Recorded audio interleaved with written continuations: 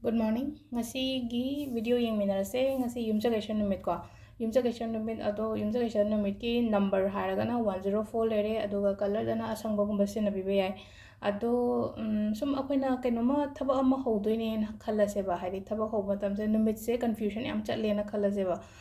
Sigi numit se da aibu nomajing da hobuna phabra na traga indo ka ba da hobuna phabra kaina dwai khanba leraga di ko. Yumjagation se thaba ama start tawbagi oiro na traga kainoma anoba ma aina hauge na khallaseba yumjagation numit se khwaidagi afaba numit ko aduna yumjagation numit kumbasida hobiba adumai taraga hoba yai ko ado khwai hambada akhoi card ki message yengase tuga ngasi ki oina timing so ai pe hajarage ko mayam da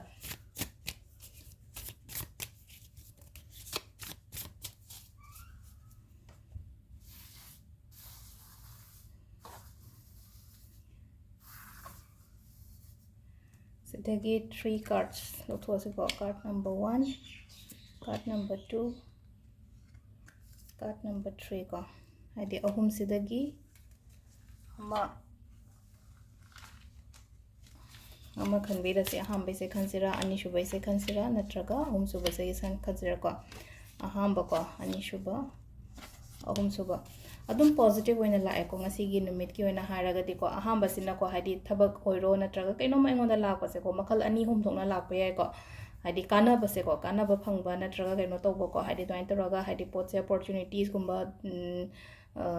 migi mateng ni khangde amani khangde thabak inkhang ni khangde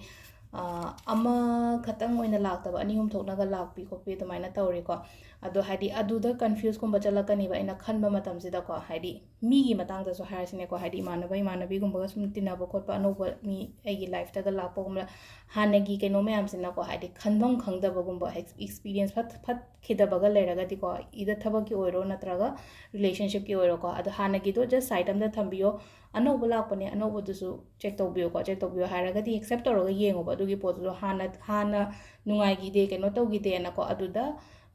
keno tawraga legano khallaga legano ba ai handak su yaro yadraga di kamai tawba haiba dugi wakhand da thadokpiyo ko ani shuba se ko ani shuba card se ko haidi sum keno aphabam da changa po ino oi ko ngasi gi oina haraga di ko aphabam da changa pa haraga di ko akhoi gi life ki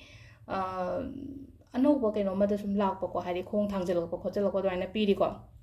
positive way dane ko se lai se ko adagi ahum suba se ko haidi confidence layo yamna ko haidi nang loina tawba ngamgani ko aina khalli ba pot mayam do aina pangthoke aina khalli mayam do confidence layo mina ngang ba ko pa kemta tagano mina ngang ba tagano haraga di lo egi tawum thokpa egi duties oiro natraga hai like pa bane harasine ko haidi focus to du da haidi nang oiro kholo kainda ga hara po ko pa mayam do just ignore avoid to do hi pot mayam do ko ado timing sina ayuki pung manga ga minute nifu dagina pung nipan ga minute kuma thoi phawm lere dagi mapan ga minute nifu ni thoi dena pung 13 ga minute ani phawm lere ade pung ama ga minute nifum doi dena pung mari ga minute kun manga phawm lere ko do nungda wairam gina pung taruk ga minute mari dagina nungdangi 13 ga minute ahum phawm lere ko aduga mathangi nongalamdai gina ko pung ani ga minute kun ni thoi dena pung mari ga minute ama phawm lere ko sisina akoi gi ngasi gi oina afaba timing adu sida lere koi card message se thank you